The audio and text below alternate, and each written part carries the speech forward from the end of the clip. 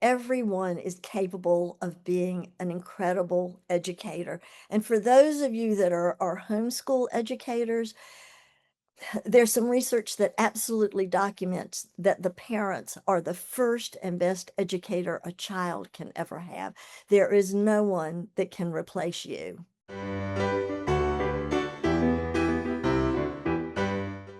Good afternoon, everyone. Welcome to this episode of the Demi Learning Show. I am so excited to finally have this conversation with my sweet friend, Brenda Murphy. Brenda and I have known each other now for more than 10 years.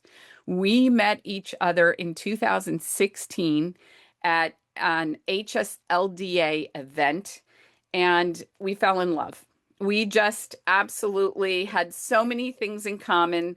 And there are so many things that we want to talk to you about today because Brenda has been a pioneer in the homeschooling world, and she'll tell you a lot more of that today. But today we're going to talk about how to capitalize on unique abilities and particularly creating personalized education through a micro school. And Brenda's been doing this for a long time.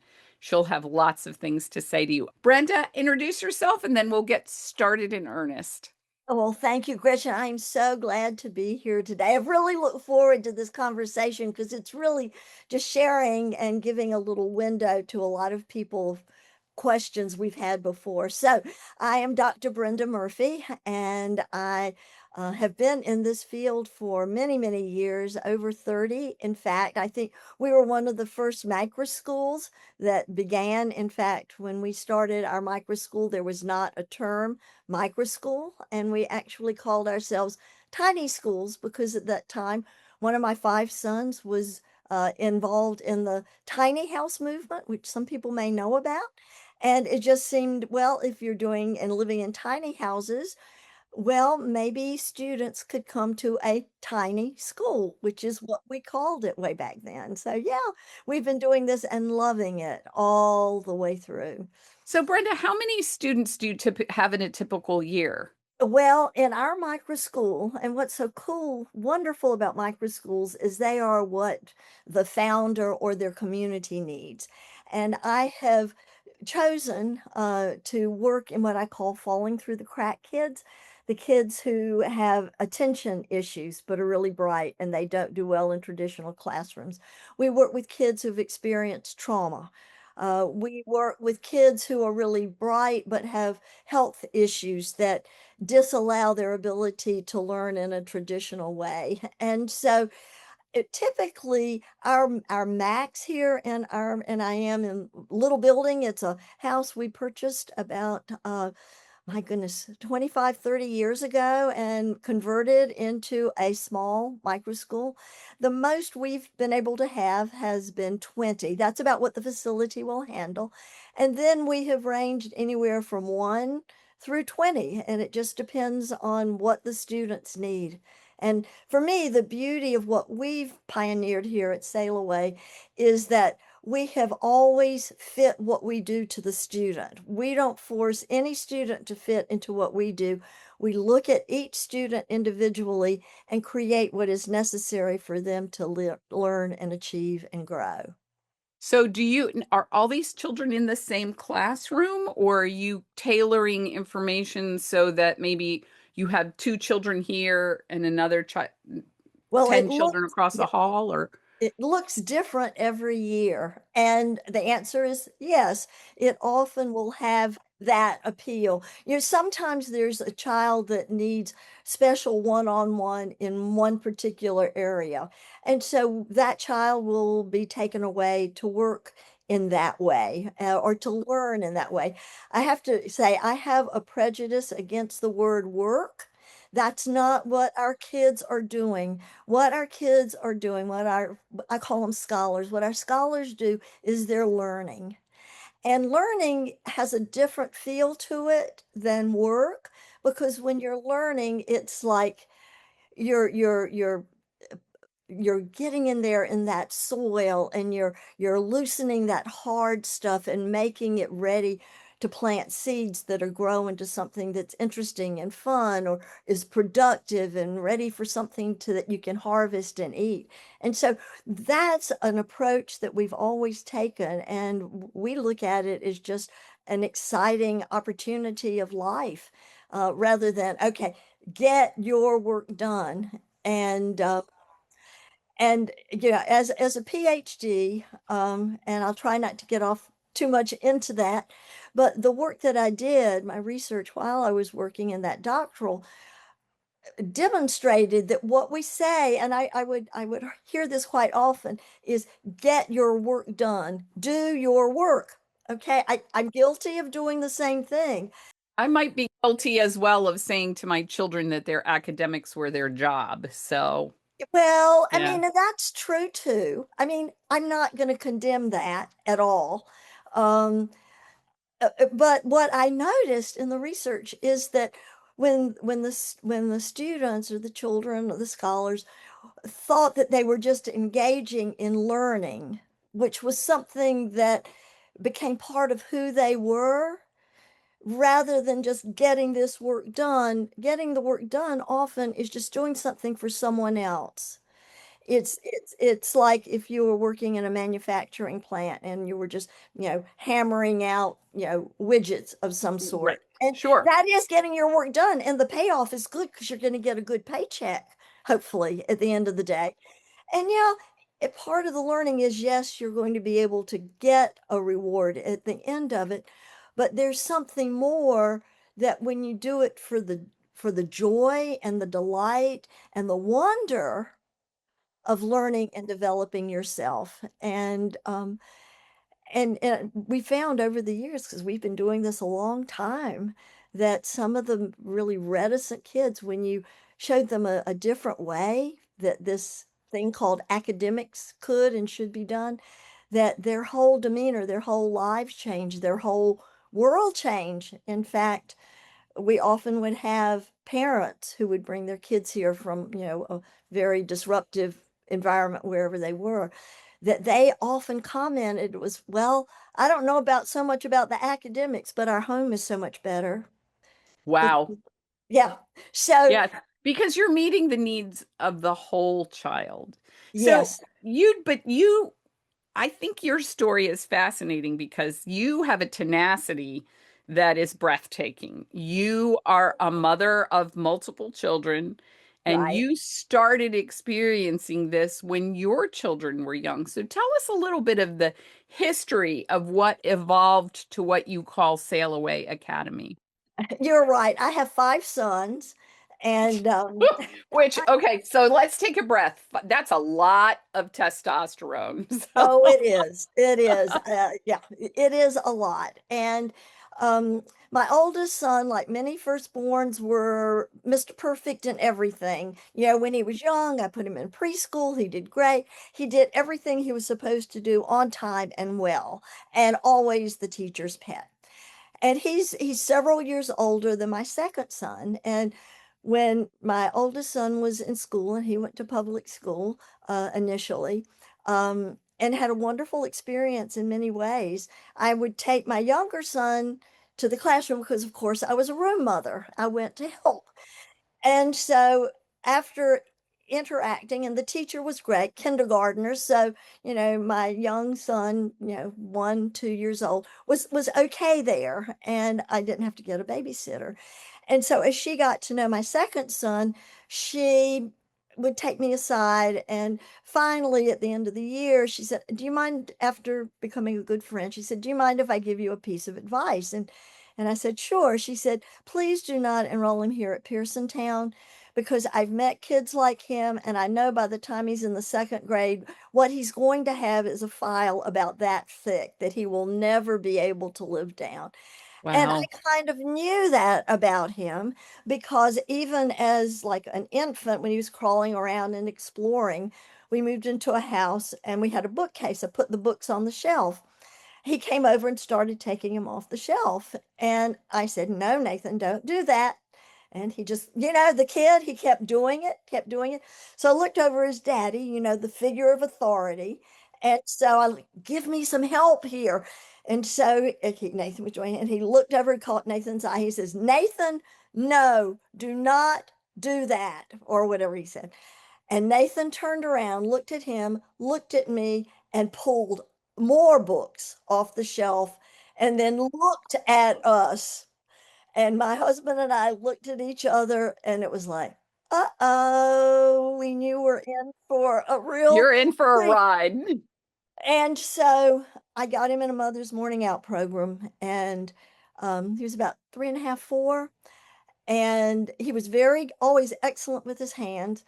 Always a little bit of problems in a preschool program. He didn't want to glue little cotton balls on bunnies, that kind of thing. He thought that was bad.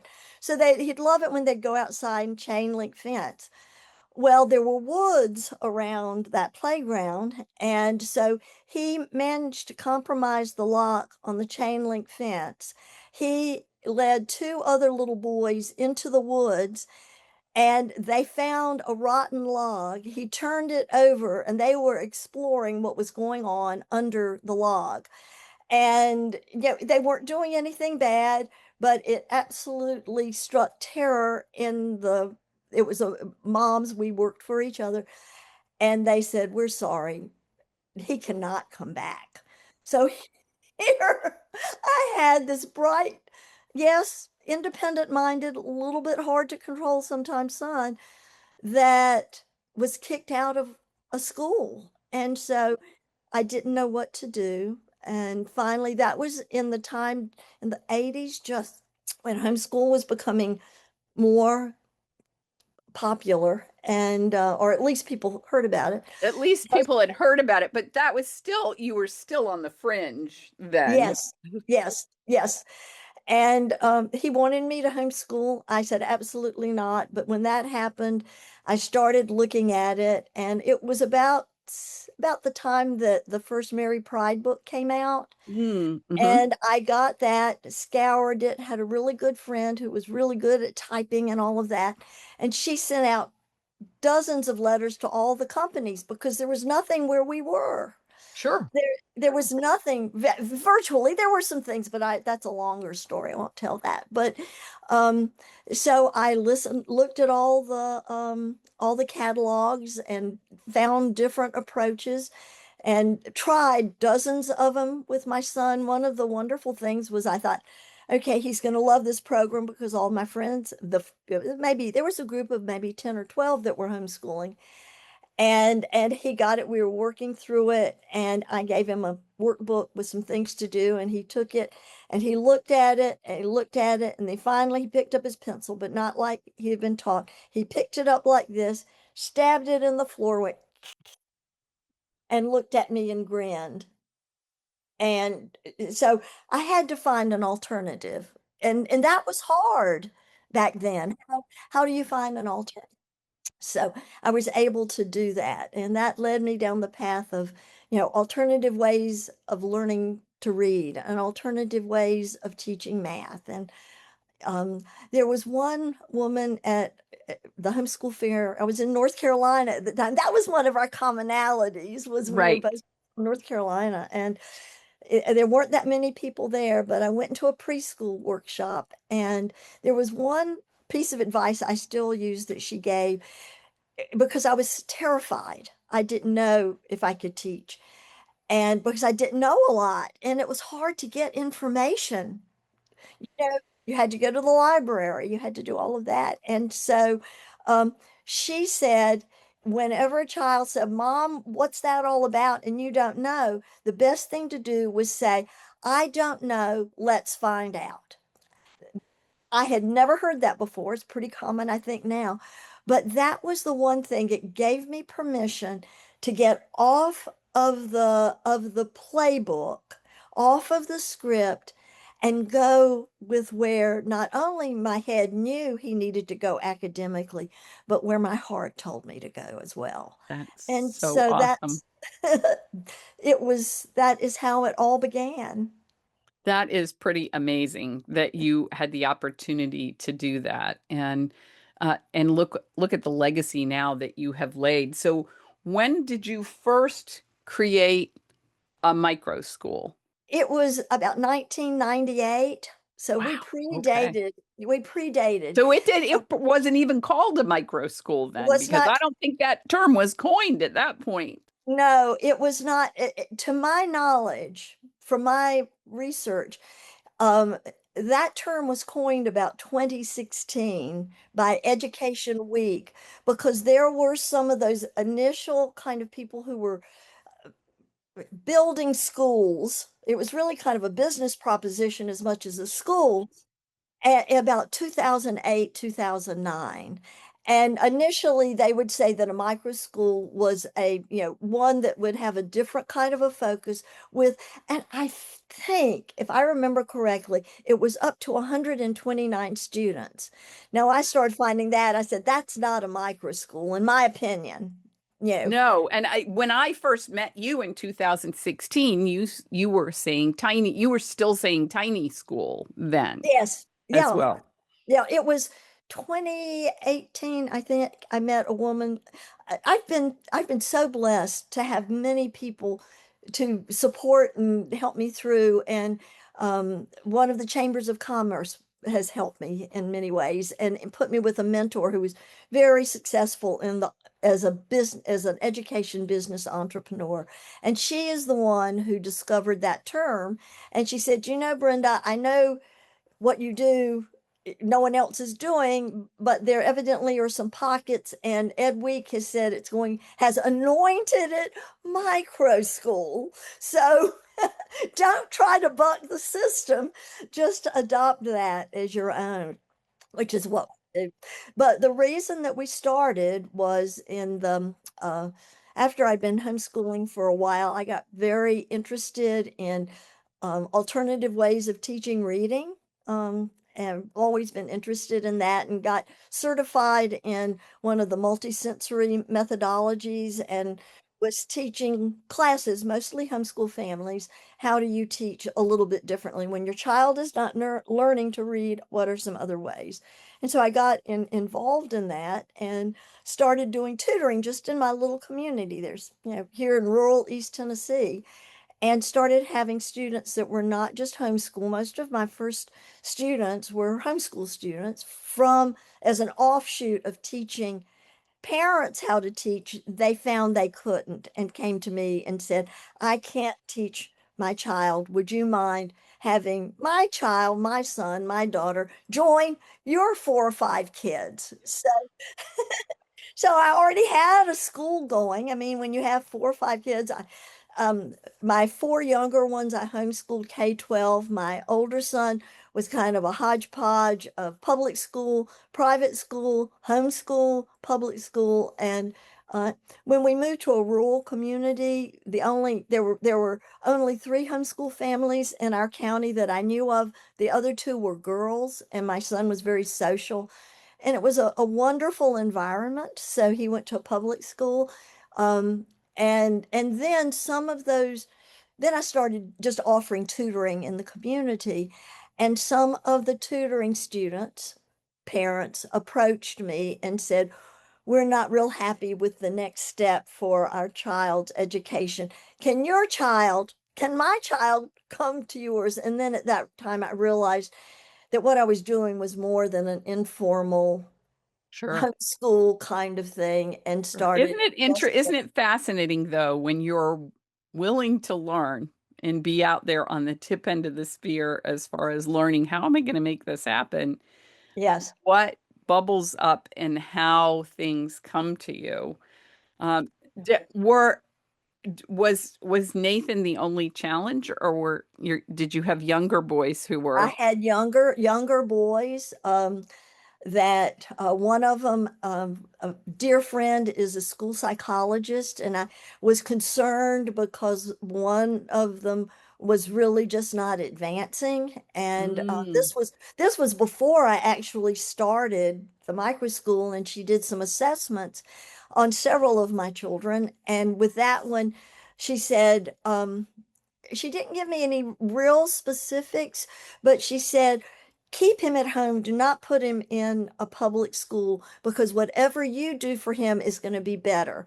Because she knew that with some of his learning challenges and issues that he appeared very smart and capable, but knew that what was going to be required of him in a classroom situation would tap into the things he was not strong and good at, and he would end up failing. And once I started teaching him, I recognized that for myself. And I did then have a second school psychologist evaluate him and learn that there were visual processing issues and auditory processing issues. And immediately I could see where, and also because I was having tutoring students who had similar problems but were older, what had happened to them. So I knew that I needed, that was a wonderful, you know, opportunity to keep him as he would grow as he wanted to. And, may I share the end of that story? Absolutely. Please do. Well, the end of that story is he's now an attorney and is the I didn't executive. realize that's what the son we were talking about. That's Yeah, amazing. yeah. Well, I have two attorneys now. I mean, and Yes. none of these boys, I mean, they were very, I hope they don't hear this. They were pretty average, you know? I mean, there wasn't No, anything but there's a sensational. difference between saying average in a negative context and saying average in, A they hit the norms when you expected them to. And that's what you're saying. Well, maybe, maybe not. I'll just kind of keep that. That's a Okay, longer Brenda, I private tried to offer conversation. you an out, but um, that's what I do see is that I do see kids. That's what we've been doing for all of these years.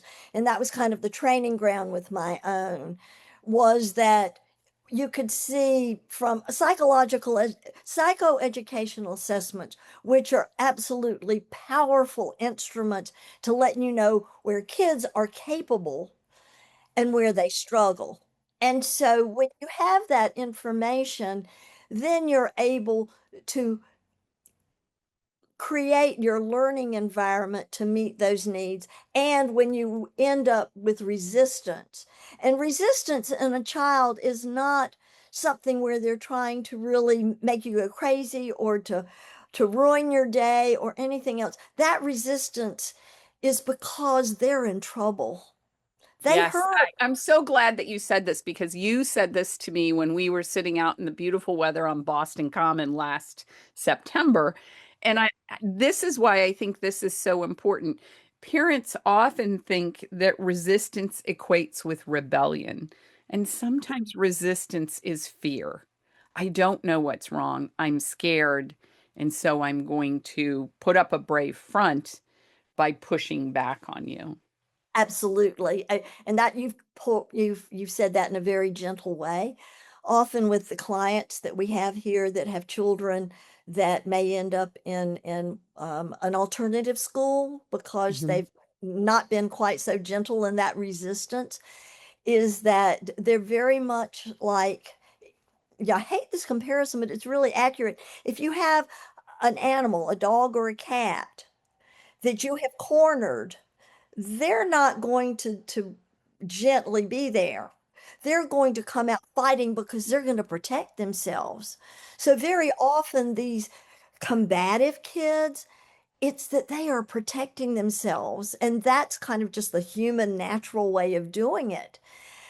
And so that's for us as the adult in the room, whether we're the parent, the grandparent, the teacher, the tutor, the Sunday school teacher, the friend in at the house where they're playing, is we're the ones that need to be aware of that. And rather than storming in with equal force, is to diffuse that, especially for smaller ones. What can we do? What is not right? So that we are able to stop that progression. One of I remember one child that we had here in the micro school came to us, I think, golly, he was in high school. And when we got his records from a Midwestern state where he had moved from, they sent everything. I mean, it was like, it must have cost him a fortune to send it. And so I had these pictures of this little fella from the time he was in kindergarten progressively. And each year, you could see a change in his face from this bright, Mm. eager little boy that I know because I knew him as an older teenager graduating from high school. You could see the the opposite of progression, D, whatever you want to call it, falling until he got in the eighth grade. And you could just see this haggard face, discouraged, downtrodden. And at that point is when that sweet little boy turned and became a different kind of an individual and ended up in trouble, ended up in juvenile court, ended up in all sorts of things. And so that was why their family moved down here. And we worked with him so that we didn't put him in a situation where he was back with his back against the wall. I think often we find children that have had a less than stellar experience, uh, and I don't want to make a blanket statement here, but it's going to sound like a blanket statement. We often have um, situations where we're putting adult expectations of behavior and outcomes on a child who's not capable of providing that. And then when the child fails to meet those expectations, we're the ones who go, "Oh, see, look at Yeah, that," you know? yeah. And that's And just not here fair. it's not, and here's just a real tidbit. Again, this is where this background in these psychoeducational assessments, I know that that's a big word. It sounds scary, it sounds awful, but embedded in that is lots of information. And when I've done those, there are the kids who have auditory processing problems, Mhm. and the reality is those kids often do not hear the words correctly. Correct. Yes. I mean, my dyslexic son is the one who taught me that I needed to say to him, "What did you hear me say?" Yes, Because saying, "Did you hear what I said?" is argumentative in their minds. But yes, if I could say, "What did you hear me say?" then he could process and try and and often what he thought he heard me say was not what I had said. exactly. Exactly. Yes. And especially for the little kids, the real young children, if we don't correct that and understand that, then it grows. And, you know, over time, I've had high school kids where I was working on that kind of a thing and realized that maybe they really did not and could not distinguish vowel sounds. If you Mhm. cannot distinguish vowel sounds, you can make some really, yeah, you can make some really significant mistakes, and that causes you to respond in a way that, you know, Well, the other thing I think that's important, Brenda, and this is comes from the conversation we had back in September, is you said, educational assessments give you information, but you shouldn't take that information as a limitation. You should take it as a tool to be absolutely. able to Yes. know how to address that. Did I really say that? You Were did those, say that. You well, did. that's really brilliant. I actually got my book out from our conversation in September. If you'll remember, you were talking and I was busily writing. Yes, And so I went back to that last night. And before I went to bed, I thought, I need to know what the things were that you said so that we could revisit some yes, some of those yes, things. And absolutely. I Yeah, wanted you to talk about this because I often encounter parents that once they've gotten a diagnosis, they see that as a limitation. And I yes. don't want parents to see that way. Thank you so much, because here at SailAway, we do not give a diagnosis or a label.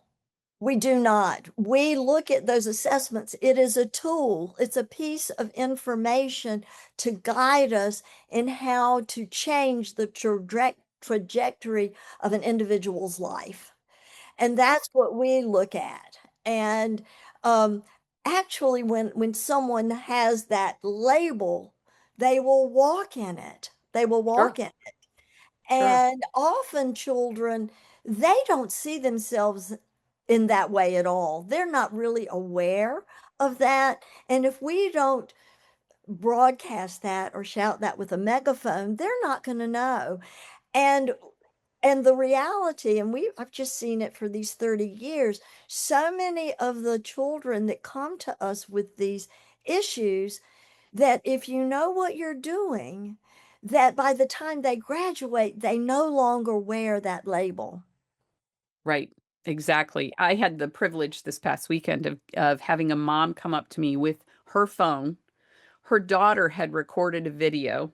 I had met this family year previous, and I had not met the daughter. I'd only met the mom. And long story short, this child had uh, binocular vision dysfunction. Oh, yeah. And I had a conversation with mom. It hadn't even occurred to her. What mom did not realize is her daughter had reached the point of frustration of believing she wasn't smart.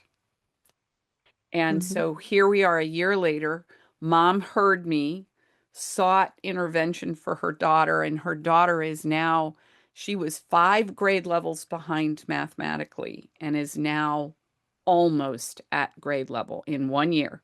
She's That's come up enormous progress. 5 grade levels. And she said, she sent a video to me just to say thank you. She said, I appreciate the fact that you told my mom that there was an impediment to my learning and we needed to figure out what it was. And she said, you helped me realize I'm not stupid.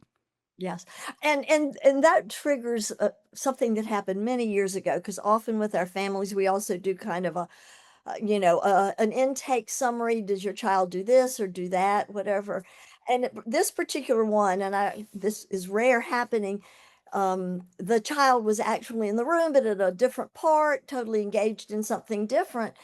And a couple of the questions were about vision. Does your child see double? Do they ever, complain about blurring? And so I think it was, there were two sisters. It was the mother and her sister were there, and they had both been teaching them. And so they said no. And from the opposite end of the room, we heard this little voice said, yes. My goodness. I mean, he was, 10, something like that. He Mhm. said he was always seeing double. Wow. And if you are seeing double, You that puts can't you sort the can't information. learn. You can't Mm-mm. learn. Everything you're doing is focused on, so you can try to figure out what's in front of you. And they got help. They got some vision therapy, and he started achieving. And so there's so many things, and that, that story is legion. That I'm still surprised that there's so few people that really recognize that vision. And speaking of vision, if I may go down this, there going and seeing the eye chart and being able to see the letters is not all there is to vision. When Correct. you look at the chart, that is acuity. Can your eyes literally see it? However, there's a second part to vision, which is perception, which is the way that your eyes work together and the way that your eyes communicate neurologically to the centers in your brain that control vision. And sometimes there's probably about 26 different unique ways that that can fall apart in vision, and equally so in auditory. So there are a lot of things that can happen with learning for a really bright child to trip them up and keep them from learning in the way that we consider achievement. So, yeah. And then we can correct those and they can become more Well, typical. I And think the other thing that I said to you last September is that I am often confronting parents who say, well, my child's just kind of lazy. And I said to you, there's no such thing as a lazy child. And you just about jumped across the table at me and said, yes, that's true. That's not true. So tell us a little bit, how do you connect with a child when maybe the parents or those who have been around them have had the misperception that that student might be lazy or not paying attention. or not paying attention? Yeah, Yes. that's all of those things. Basically, what I've discovered is some of those children work harder than any other child. And I'll go back to my own personal experience, and I'm always it's always hard to share this story because I was so wrong. Um, we have always read books together, and especially when the kids were little, before they got their own reading skills, we read from the time they were infants almost, we read books. And so we read some of the Little House series, Little House on the Prairie. And one of those scenes was, they had great education in those little one-room schools. And there was one where the teacher said that they would take the ruler when the child wasn't paying attention, was lazy, wasn't doing the work, and always getting it wrong. It meant they weren't and they would always give them either the little whack on the leg or the thing. And I thought, well, they really knew what they were doing back there. And I had one of my sons was exactly that way. And I am ashamed to say that I actually applied that. And then when I found out that there were real issues, that after about 3 minutes on task visually, his brain would shut down. How can you do anything when your brain is not working for you? Exactly. And That is really so there true. was there was not anything that he was trying to do. It wasn't that he wasn't wanting to do, because I later discovered he tried harder than anybody. And so when a child appears to be lazy, not trying, that's the child you really have to look at, because there is something going on, because there's nobody who doesn't want to do their best. There is no one doesn't want to do the best that they are. It becomes what I call a learned behavior. And sometimes that starts when children are really little, unfortunately, because these issues, most of them they're born with. It's whatever happens. It's just the genetic roulette wheel. And when you start ascribing those kinds of characteristics to a 2 or 3-year-old, they're going to start believing what you tell them. And if you say, you're lazy, you're not trying, they're going to believe you. So sometimes you have to come alongside that child. And fortunately, we have the ability to do the diagnostics to come alongside that child.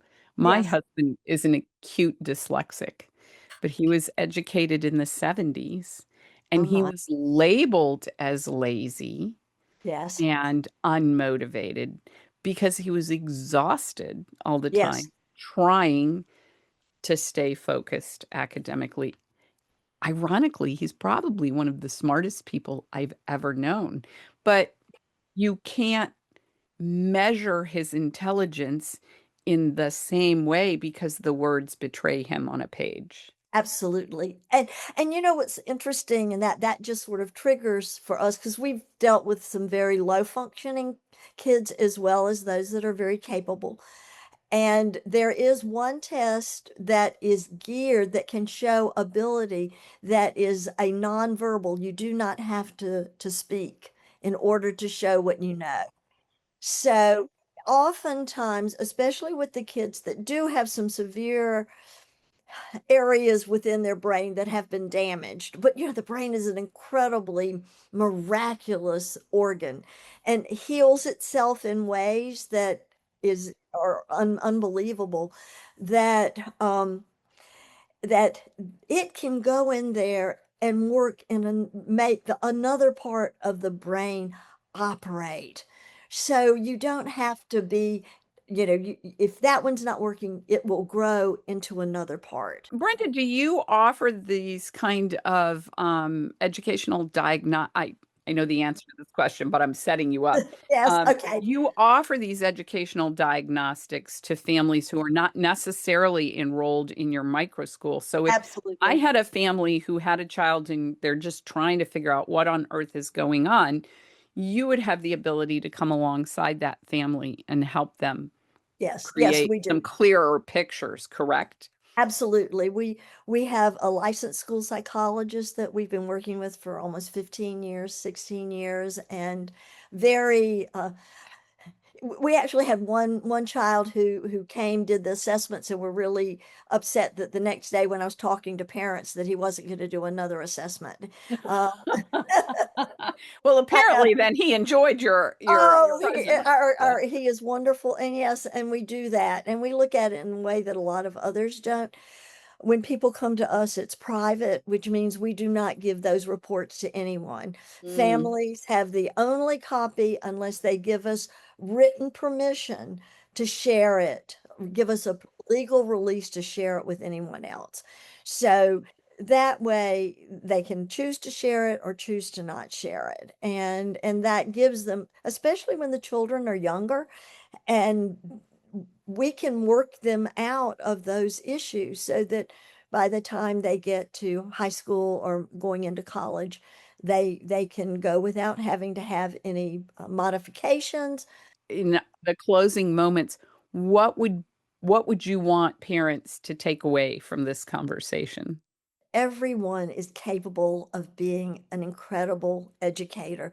And for those of you that are homeschool educators, there's some research that absolutely documents that the parents are the first and best educator a child can ever have.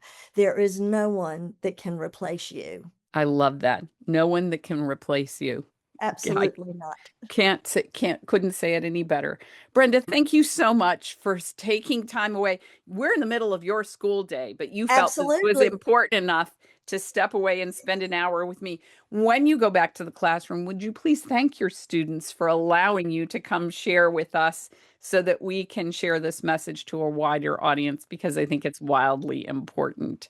And I think our audience today can see why I wanted so much to have this conversation with Brenda.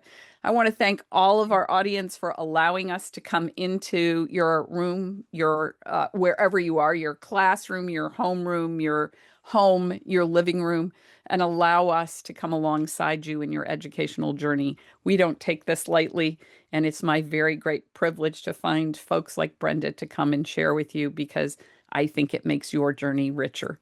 Brenda, thanks so much for everything. I appreciate it, and I'll look forward to our talking again soon. Thank you so much for having me. It's been a joy. Thank you. All right. Take care. Bye You bye. too. Bye-bye. Thanks again for joining us. We're glad to be a part of your educational community. You can help us grow our community even more by rating, reviewing, and subscribing to the show wherever you may be hearing this. Don't forget that you can access the show notes and watch a recording at demilearning.com/show or on our YouTube channel. We'll see you again next time. Until then, keep building strong foundations for lifelong learning.